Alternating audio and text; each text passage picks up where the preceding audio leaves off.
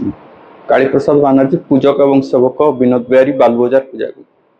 देखु आम मैंने जहाँ को आपण मैंने देखुं पूजक हिसाब से सेवक हिसाब से आमरी मान द्वारा ये मूर्ति स्थापित हो पूजा विधि विधान अनुसार वर्तमान सुधा जारी रही या प्रथम कर चैतन्य महाप्रभु जो आसते नदिया नवद्वीपुर द्वारा प्रथम ये नाम संकीर्तन कराई सार्वजनिक दुर्गा पूजा दुर्गोत्सव जहाँ कहते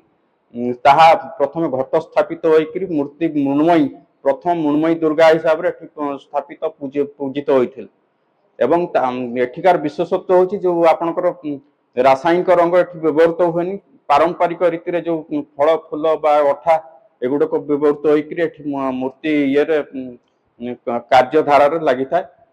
वर्तमान सुधा या जारी रही आम अनुपालित कर षड ऐश्वर्य रही भगवती से षड ऐश्वर्य आज आविर्भाव दिवस प्रथम आज नव बिल्ववरण तापर अधिवास एवं जो षष्ठी आदि कल्पारंभ पर पूजा स्थापित हो।